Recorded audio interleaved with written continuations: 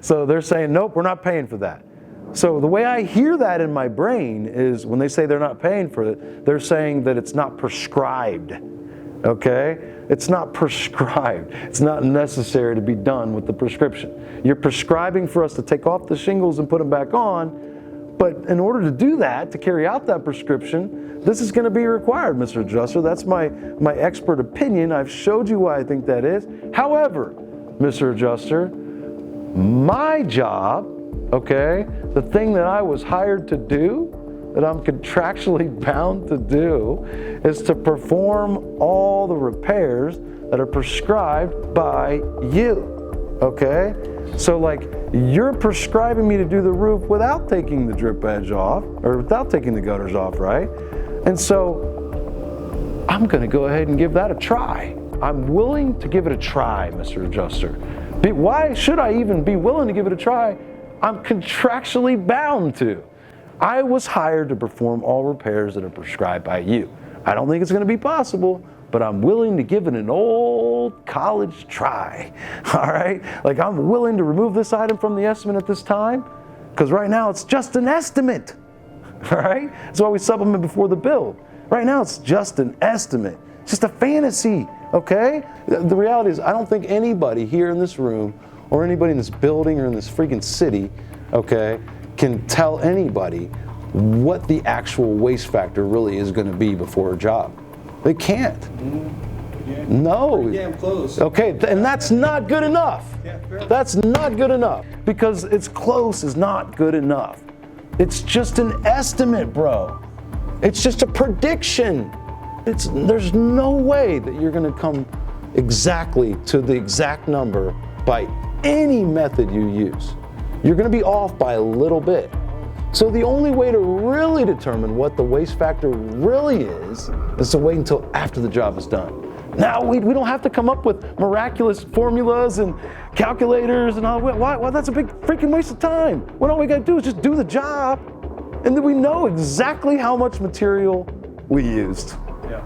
And that's what they owe for. Yeah. You know, this is what really kills me too, where guys are like, they would hire me. I know you guys have had this experience. They've hired me and they started out a job and it's like $10,000 and I get them to $78,000 by my stroke of genius or whatever, right? You know what I mean? And they're like pissed off at me because I can't get them the overhead and profit. You know what I mean? But I got them from 10, and that client is fired.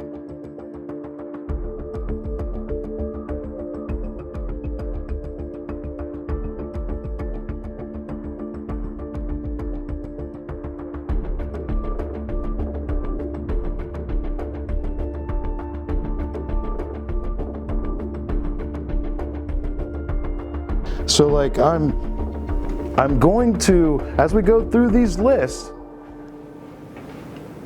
we're gonna end up at a place where I'm gonna respond to them with the A bucket, B bucket, or C bucket. All right? So what I mean is they go down and they say, why is that item there? It's on this, you know, the proof is here. Documentation is here. And on the A bucket though, let me pull up my picture of this is my roof estimate that I had earlier. This right here. Actually, go to mine.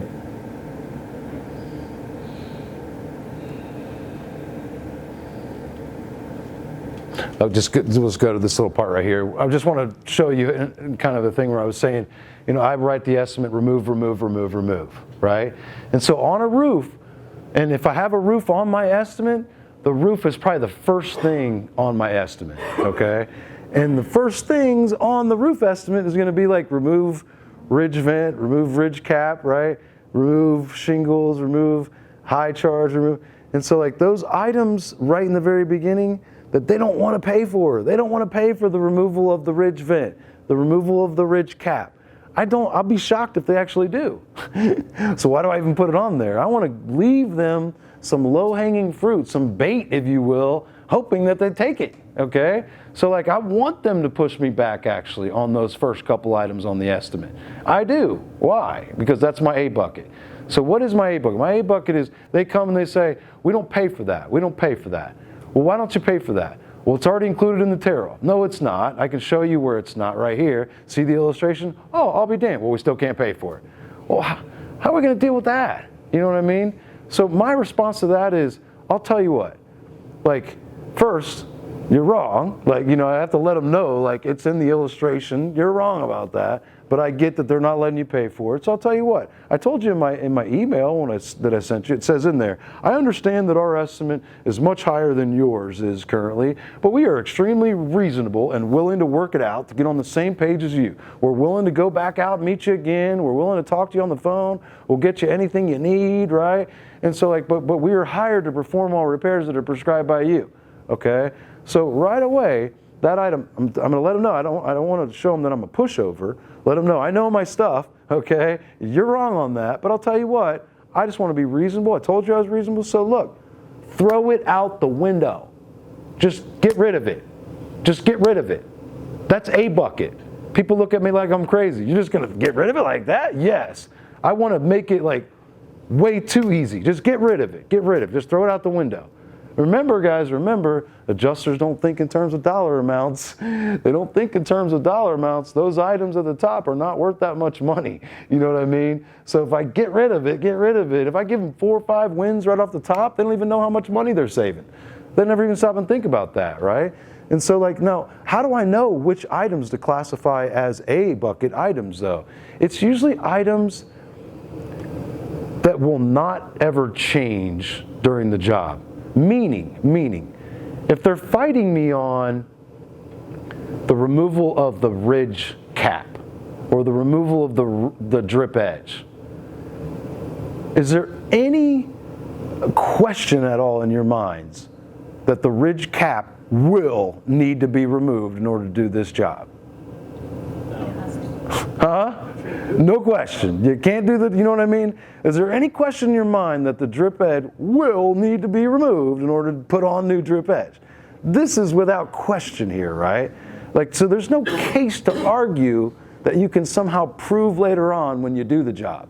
So if I'm telling the adjuster now, hey guy, this ridge cap is gonna have to be replaced, and he's like, oh, I'm not seeing it. You know what I mean? That's not going to happen. That just sounds crazy, right? He knows already. Yeah, I know it has to be removed, but that's not his argument. His argument is, I know it needs to be removed, but we're not paying for it to be removed.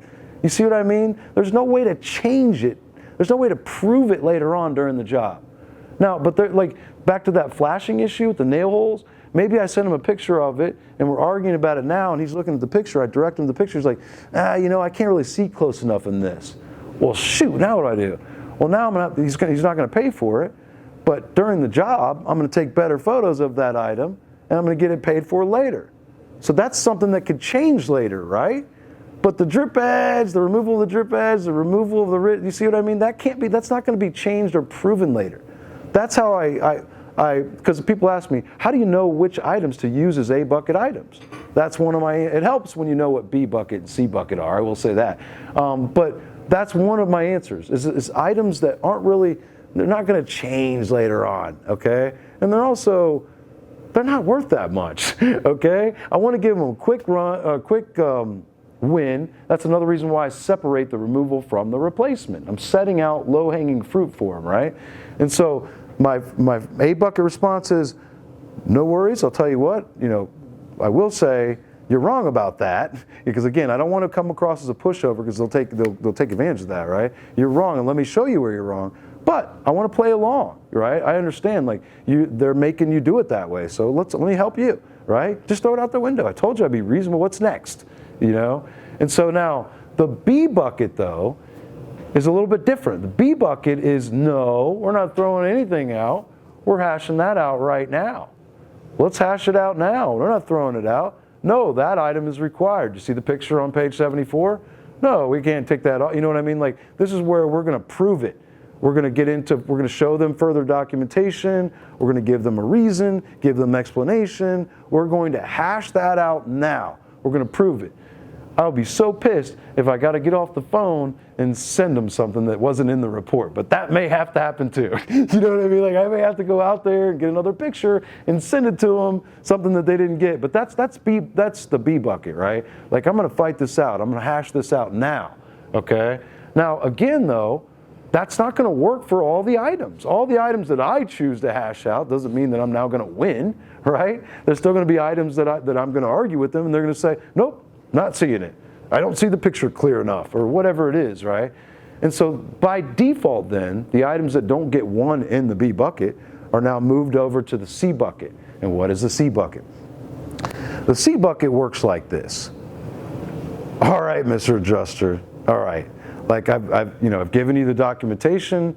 My expert opinion is I believe that, because the building codes require that the flashing must be replaced where rusted, damaged, or deteriorated. I believe it's damaged. I don't believe we're going to be able to do the roof without replacing that flashing, okay? I don't believe we're going to be able to do that. Now, it might be something else. Let's think it's like maybe the drip edge is nailed right through the gutter on this particular job. I'm sorry, the gutter is nailed right through the drip edge on this particular job. And that tells you you're going to have to detach and reset the gutter just to get to the drip edge. And let's say you showed them that and you have that item on there, and they're like, why is it on there? You show them the photos, but it's not clear to them, whatever. They don't get it, okay? So they're saying, nope, we're not paying for that.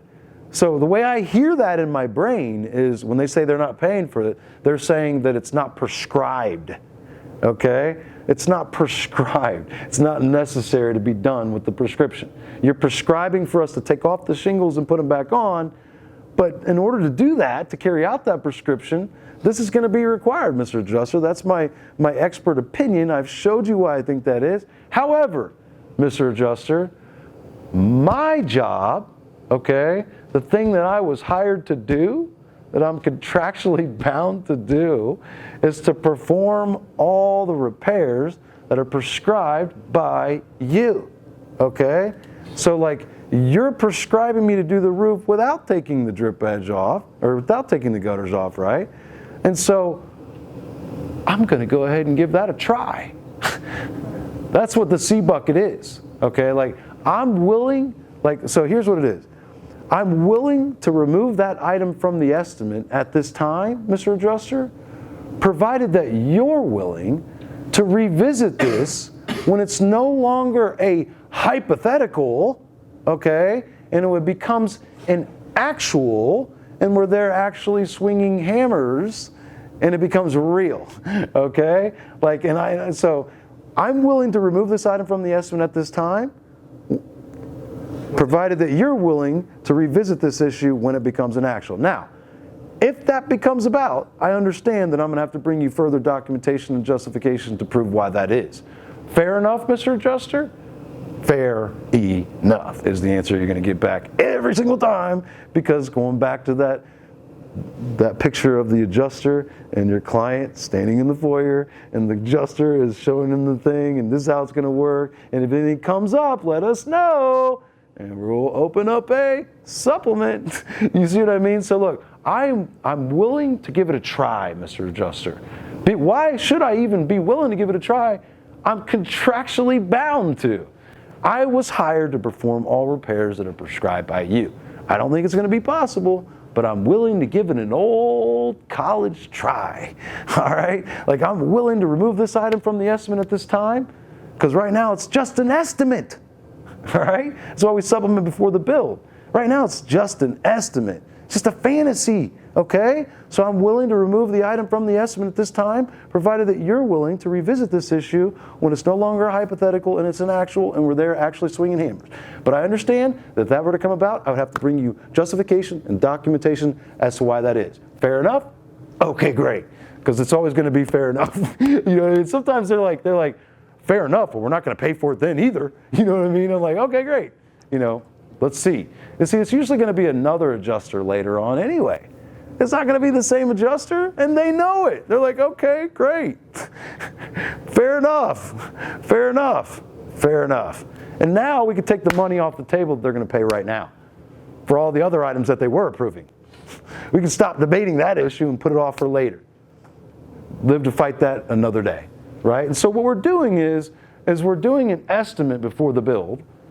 And then when we go and we build the job, all of those items that found their way into the C bucket, we now know. This is what's so beautiful. We now know exactly which items the adjuster had a problem with. We know that now. It's only the items in the C bucket. A bucket, we got rid of those. B bucket, we won. And we were left with the C bucket that we proved during the job. Okay, so during the job, we've got to put a spotlight on all those C bucket items, and we're going to hardcore document those items during the build. Now that we know what they are. If we didn't know what they were, like if we tried to supplement after the build, we'd have to do this with all the items, not knowing which ones are going to be the problem. If it's flashing, we're literally taking a picture of that roof or picking up the flashing, with the flashing in his hand, you know what I mean? Like, we're going all in. It's not gonna be denied, you know what I mean? And so so all C bucket items have to be proven during the build. We're not letting go of these items. We are not letting go of these items. So we're gonna build the job, and then we're gonna amend our original estimate. All the items that we agreed to get rid of, in the A bucket, we keep them off, keep our word, stay honorable, right? And the B bucket items that we won, they stay in the estimate. And all the items that we agreed to try to do it their way, and we went and tried, and we proved that we couldn't, they go right back in the estimate with new photos and new documentation of the proof. And let me just tell you, the C bucket, that's one of my things I'm most proud of in my career, honestly. It seems crazy, but it's like the C bucket just working with the flow, working with the grain, not fighting back with them.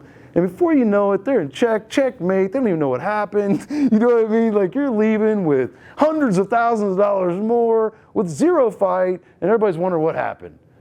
You know what I mean? Like, it's just like there's no conflict, no friction in my game. Not a lot of friction, you know? Like, I just like to take the easy way, go along with the flow. Go ahead.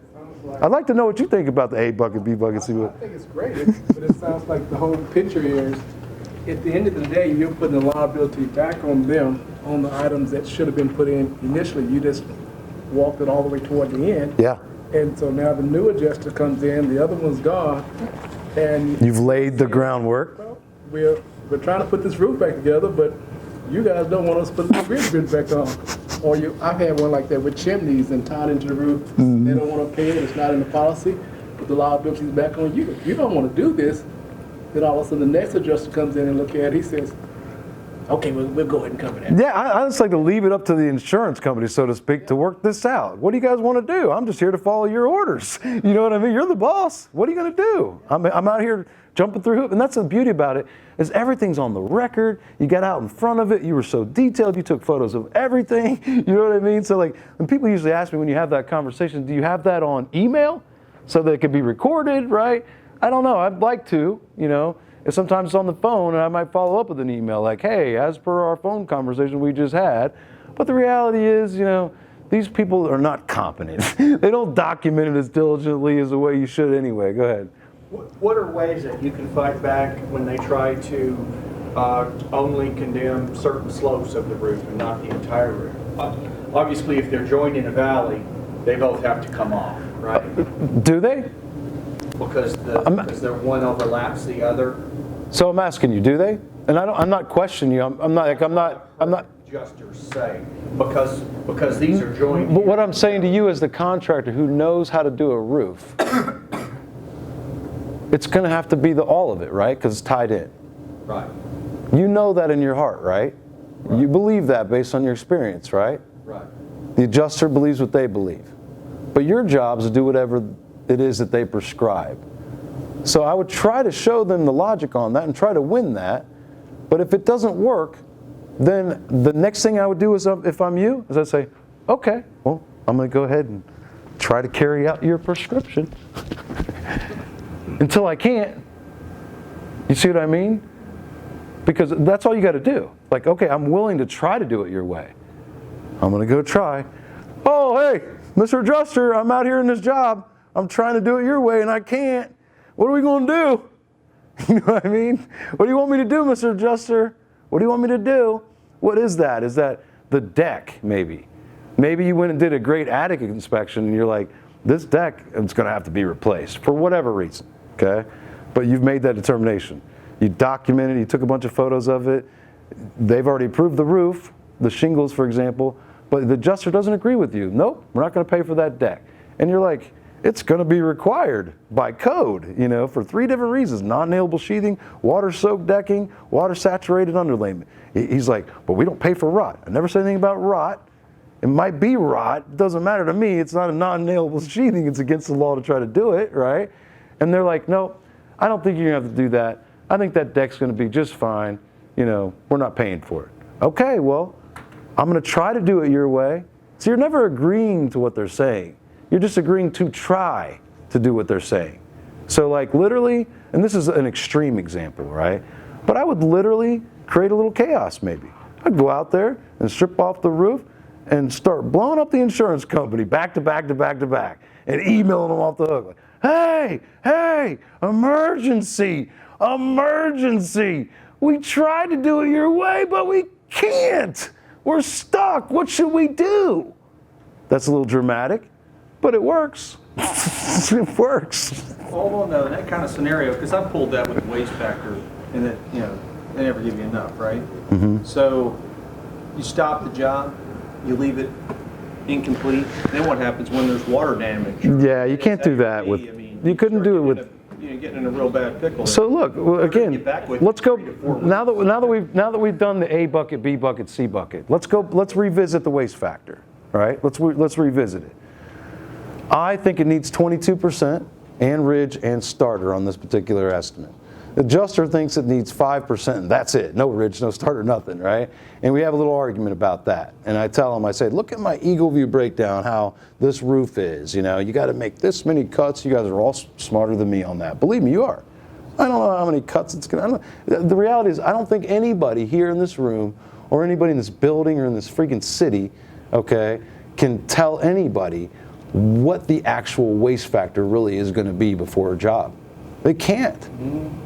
Yeah. No. Pretty damn close. Okay, and that's not good enough. Yeah, fair. That's not good enough. I had a guy that I argued with the other day about this, and he told me that he spent 15 years coming up with a spreadsheet that does, and he tried to tell me, at least you let me off the hook by saying it's close. But he tried to tell me, nope, it's perfect. And I'm like, no, it's not. You know what I mean? There's no possible way. Like, you're helping me by saying it's close, because it's close is not good enough.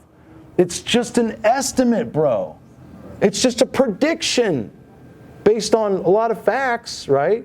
Based on, hard facts. I get it, but there's no way that you're going to come exactly to the exact number by any method you use. You're going to be off by a little bit. So the only way to really determine what the waste factor really is to wait until after the job is done.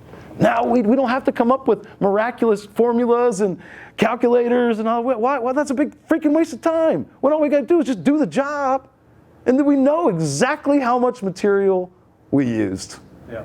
And that's what they owe for. Tickets. Yeah, but I've had to fight me on the delivery tickets too. But fight it, right? Like fight it. Like definitely. I'm not saying just roll over and lay down.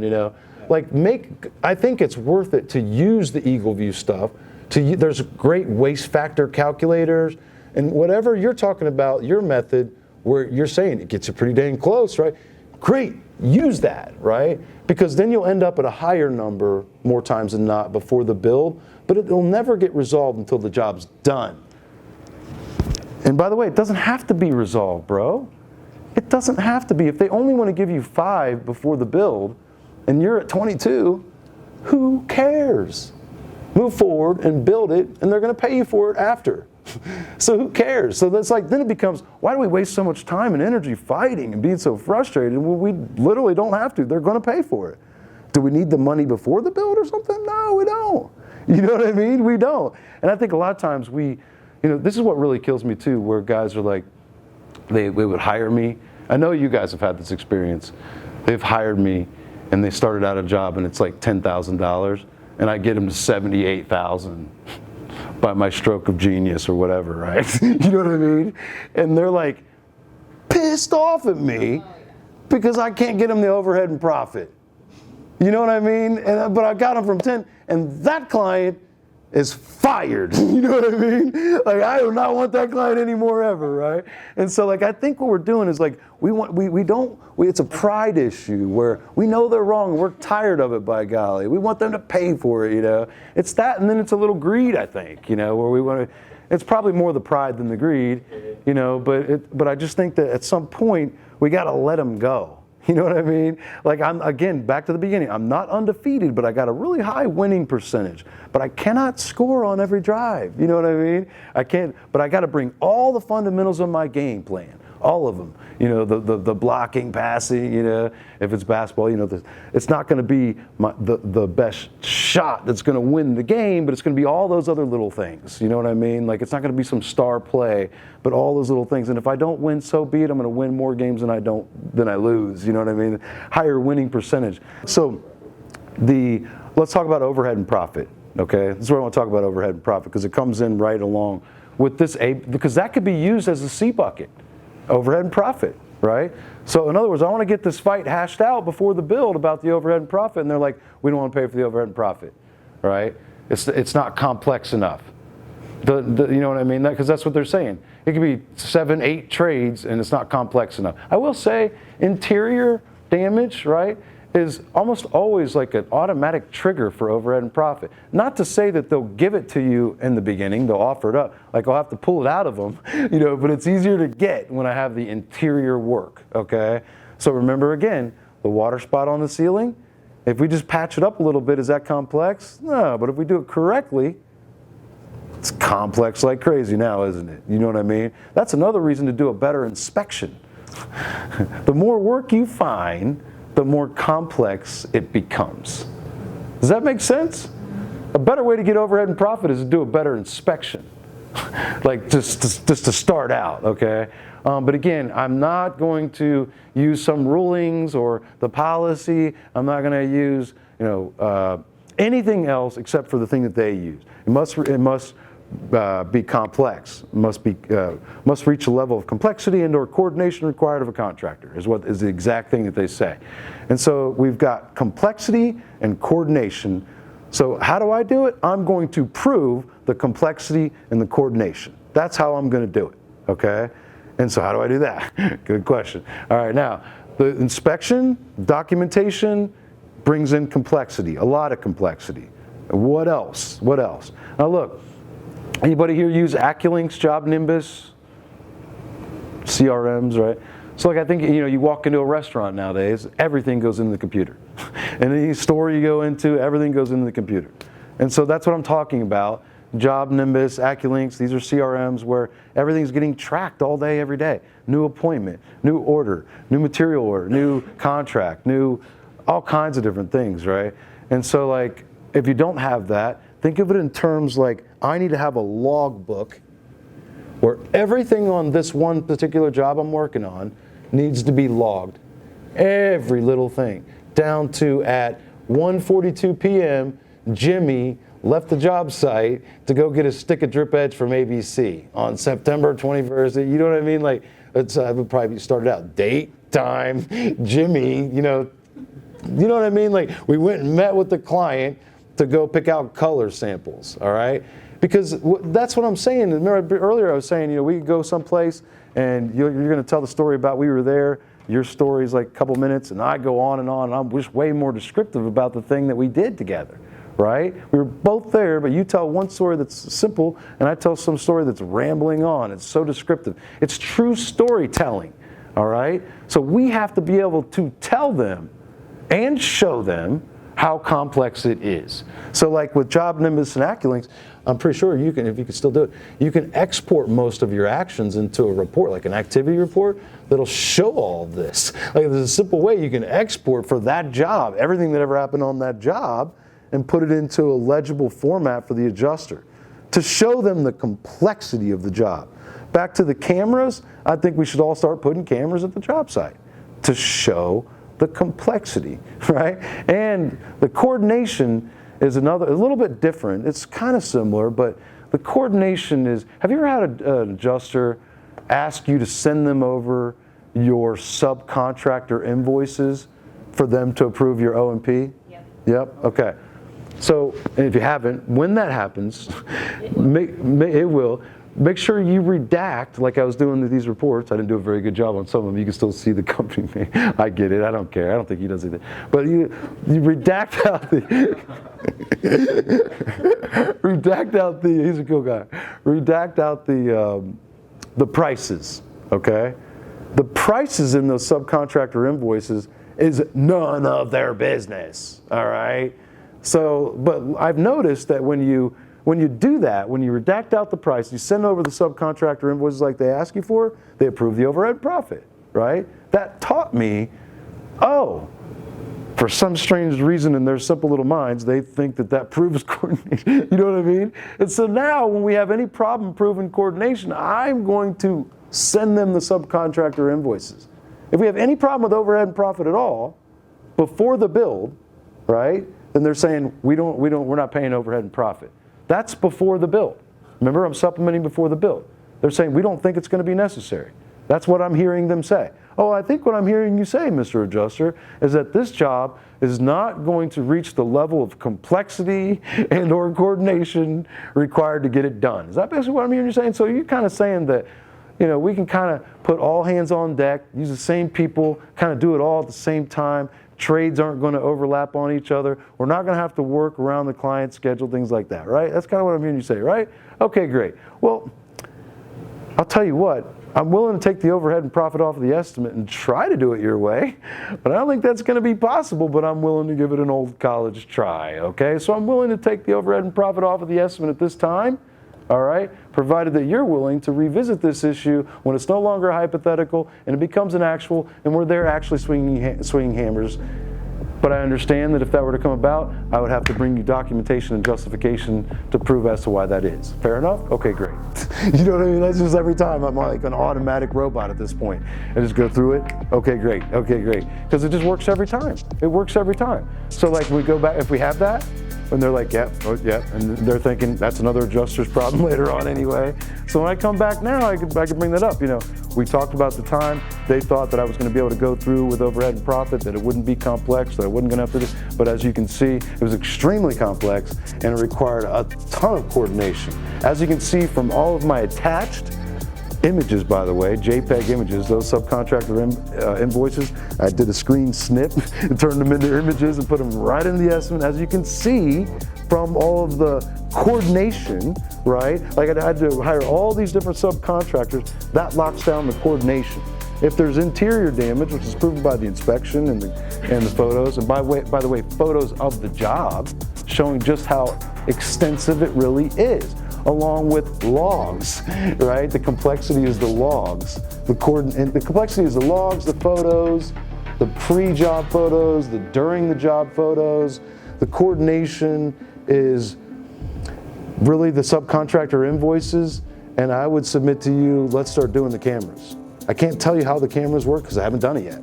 Like I'm talking about video cameras. I think we should start showing them just how complex it really was, with all the trucks on the site and all.